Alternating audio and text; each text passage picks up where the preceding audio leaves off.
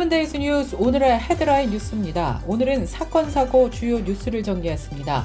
카제킹 범죄가 끊이질 않고 있습니다. 지난 2월 14일 수요일 시애틀에서는 12세 소년과 13세 소년이 차량을 훔쳐 달아나다 경찰과 추격전이 벌어졌습니다. 시애틀 경찰과 추격전을 벌이다가 결국에는 10대 2명이 경찰에 다행히 붙잡혔습니다. 당시 경찰과의 추격전 영상 함께 보시겠습니다.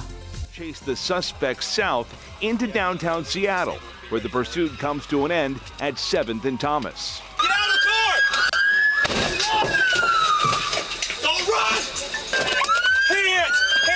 Hands! He's got a gun!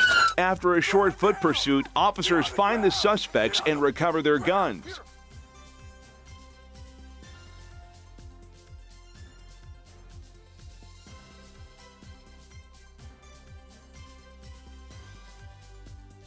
또 다른 카제킹 사건은 시카고 레이크뷰의 한 주유소에서 발생한 사건입니다. 카제킹 사건이 주유소에서도 자주 목격되고 있습니다. 주유를 하는 동안 운전자가 핸드폰을 보거나 통화를 하는 틈을 타서 차량 운전석으로 몰래 들어가 차량을 훔쳐 달아나는 수법입니다. 소름이 끼칠 정도인데요. 해당 영상 함께 보시겠습니다.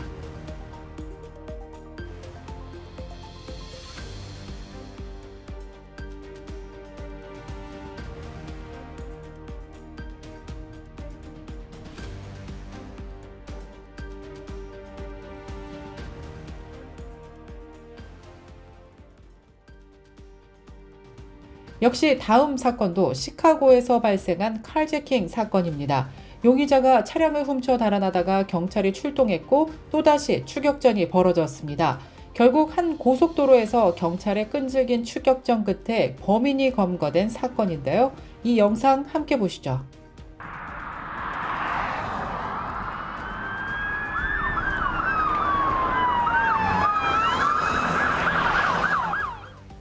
코로나19 팬데믹을 계기로 미국 곳곳에서 카제킹 범죄, 일명 차량 도난 사건이 기승을 부리고 있습니다. 카제킹 범죄로만 끝나는 것이 아니라 자칫 잘못하다가는 인명피해까지 발생하면서 미국 사회에 큰 문제로도 대두되고 있습니다. 지난해 전국적으로 발생한 차량 도난 피해가 무려 100만 건을 초과한 것으로 집계됐습니다.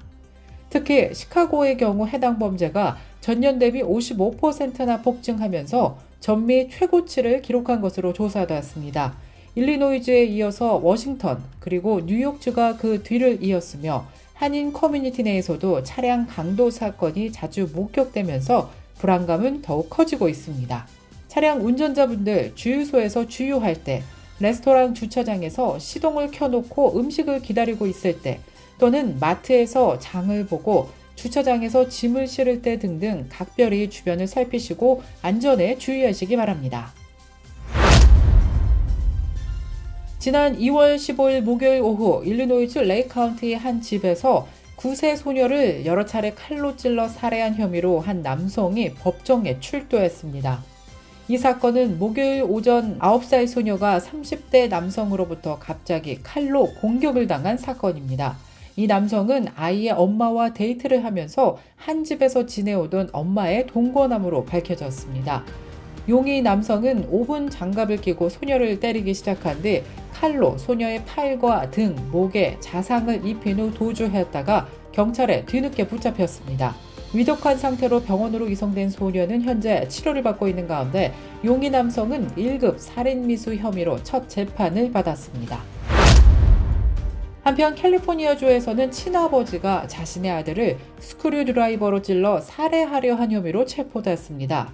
산타아나 지역의 한 보호시설에서 거주하는 남성은 자신을 보러 온 아들을 자신의 무릎에 앉힌 뒤 갑자기 하나님에게 보내주겠다는 말과 함께 아이의 입과 코를 막고는 스크류 드라이버로 아이의 목을 찔렀다고 합니다.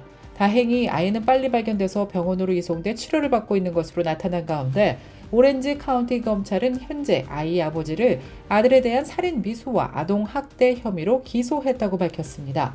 한편 아이의 아버지가 아들을 스크류 드라이버로 공격했을 당시 보호시설 밖에서는 아이의 엄마와 의붓 아버지가 아들이 나오기를 기다리고 있었던 것으로 전해졌습니다. 이번에는 텍사스 맥키니에서 9살 아들을 살해한 혐의로 기소된 아버지가 구금 중에 자살 시도를 했다가 병원으로 이송돼 치료를 받아오던 가운데 지난 1월 20일 병원에서 사망한 것으로 뒤늦게 알려졌습니다.